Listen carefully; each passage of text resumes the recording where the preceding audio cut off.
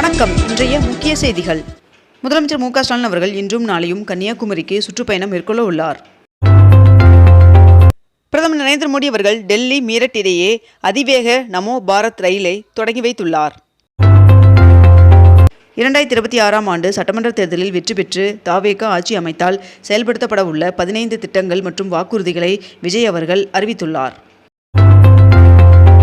நீர்மூழ்கி கப்பல்களை தாக்கி அளிக்கும் திறன் கொண்ட அஞ்சதீப் போர்க்கப்பல் சென்னை துறைமுகத்தில் வருகின்ற பிப்ரவரி 27ஆம் தேதி முதல் கடற்படையால் இயக்கப்பட உள்ளதாக அறிவிக்கப்பட்டுள்ளது. அருள்மிகு கபாலீஸ்வரர் கலை அறிவியல் கல்லூரியில் 31 கோடி ரூபாய் மதிப்பீட்டில் கட்டப்பட்டுள்ள புதிய கட்டடங்களை முதலமைச்சர் மு.க. ஸ்டாலின் அவர்கள் திறந்து வைத்துள்ளார். நத்தம் மாரியம்மன் சுவாமி கோவிலில் மாசி பெரு திருவிழா கொடியேற்றத்துடன் தொடங்கியது. இந்தியா அமெரிக்கா இடையிலான வர்த்தக ஒப்பந்த விதிமுறைகள் குறித்த பேச்சுவார்த்தை தள்ளி வைக்கப்பட்டுள்ளதாக தகவல் வெளியாகியுள்ளது. வேலூரில் தவேக தலைவர் விஜய் அவர்களின் தலைமையில் இன்று கூட்டம் நடைபெற்றது. இக்கூட்டத்தில் பேசிய விஜய் அவர்கள், விஜய்க்கும் ஸ்டாலின் சாருக்கும் இடையேதான் தேர்தல் போர் என்று தெரிவித்துள்ளார். இந்தியாவிலிருந்து வெளிநாடுகளுக்கு ஏற்றுமதி செய்யப்படும் பொருட்களில் ஆப்பிள், ஐபோன் முதலிடம் பிடித்துள்ளதாக தகவல் தெரிவிக்கப்பட்டுள்ளது. இந்திய அஞ்சல் துறையின் 38 கோடி சேமிப்பு கணக்குகளில் 22 லட்சம் கோடி வைத்துள்ளது என்று ஒன்றிய அமைச்சர் சிந்தியா அவர்கள் தெரிவித்துள்ளார். கொளத்தூர் சட்டமன்ற தொகுதியில் குளிரூட்டப்பட்ட பேருந்து நிறுத்தத்தை முதலமைச்சர் மு.க. ஸ்டாலின் அவர்கள் திறந்து வைத்தார்.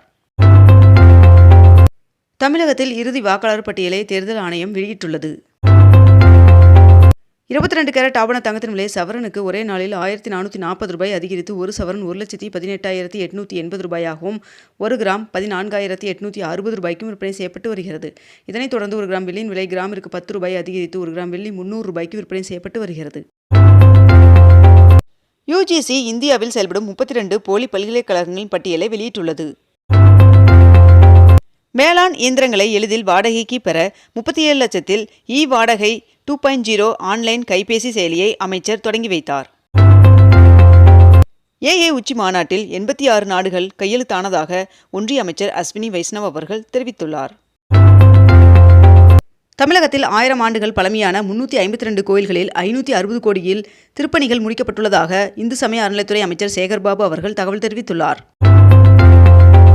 ACS அறக்கட்டளையின் சார்பில் மதுரையில் நிறுவப்படும் வ.உ. சிதம்பரனார் அவர்களின் 140 அடி சிலைக்கு குடியரசு துணைத் தலைவர் CB ராதாகிருஷ்ணன் அவர்கள் அடிக்கல் நாட்டினார். முடிமாற்று அறுவை சிகிச்சை குறித்து போதிய வழிமுறைகளை பின்பற்ற வேண்டும் என்று தமிழ்நாடு அரசு வலியுறுத்தியுள்ளது. சட்டசபையின் முதல் கூட்டத்தொடர் 2021ஆம் ஆண்டு ஜூன் 21ஆம் தேதி தொடங்கி நேற்று முன்தினம் வரை மொத்தம் 161 நாட்கள் நடைபெற்றுள்ளன என்று சபாநாயகர் அப்பாவு அவர்கள் தகவல் தெரிவித்துள்ளார்.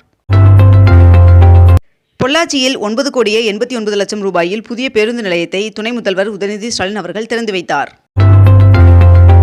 மாநகராட்சி பகுதிகளில் போக்குவரத்திற்கு இடையூறாக சாலையில் தெரியும் மாடுகளை பிடிக்க 2 கோடியே 28 லட்சம் ரூபாயில் 23 வாகனங்களை மேயர் பிரியா அவர்கள் தொடங்கி வைத்தார். சர்வதேச தடைகளை மீறி ஈரானில் எண்ணெய் கடத்தலில் ஈடுபட்ட 3 கப்பல்களை இந்திய கடலோர கப்பல் படை அதிரடியாக பறிமுதல் செய்தது. மேற்கு வங்க வாக்காளர் பட்டியல் திருத்தப் பணிகளை நீதிபதிகள் மூலம் கண்காணிக்க உச்சநீதிமன்றம் உத்தரவிட்டுள்ளது.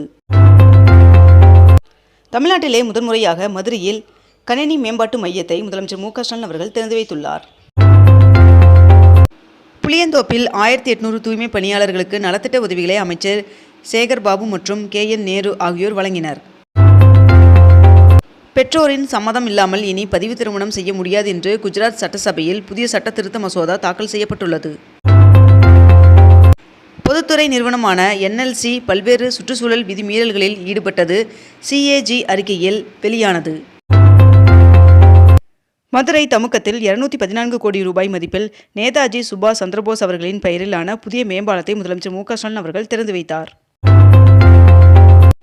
MRP மூலம் தேர்வு செய்யப்பட்ட ஒப்பந்த செவிலியர்களுக்கு 6 மாத ஊதியத்துடன் கூடிய விடுப்பு வழங்க மருத்துவம் மற்றும் மக்கள் நல்வாழ்வுத்துறை ஒப்புதல் வழங்கியுள்ளதாக தகவல் வெளியாகியுள்ளது.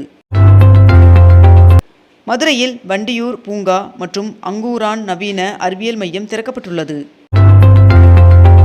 மதுரையில் திமுக தென்மண்டல வாக்குச்சாவடி நிர்வாகிகளுக்கான பயிற்சி மாநாடு தொடங்கி நடைபெற்றது. வருகின்ற சட்டமன்ற தேர்தலில் காரைக்குடி தொகுதியில் போட்டியிட உள்ளதாக சீமான் அவர்கள் அறிவித்துள்ளார். திருச்செந்தூர் சுப்பிரமணிய சுவாமி திருக்கோவிலில் பிரசித்தி பெற்ற மாசி திருவிழா கொடியேற்றத்துடன் கோலாகலமாக தொடங்கியது. சட்டப்பேரவை தேர்தலுக்கான தொகுதி பங்கீடு தொடர்பாக இன்று பேச்சுவார்த்தை நடத்த இந்திய யூனியன் முஸ்லீம் லீக் கட்சிக்கு திமுக அழைப்பு விடுத்துள்ளது. டெல்லி பிரதமர் அலுவலகத்தை ஒட்டியுள்ள 3 குடிசை பகுதிகளில் வசிக்கும் 717 குடும்பங்களை வருகின்ற மார்ச் 6ஆம் தேதிக்குள் காலி செய்ய ஒன்றிய அரசு நோட்டீஸ் அனுப்பியுள்ளதாக தகவல் வெளியாகியுள்ளது. அமெரிக்க அதிபர் டொனால்ட் ட்ரம்ப் அவர்கள் வருகின்ற மார்ச் 31ஆம் தேதி முதல் ஏப்ரல் 2ஆம் தேதி வரை சீனாவிற்கு பயணம் மேற்கொள்ள உள்ளதாக தகவல் வெளியாகியுள்ளது.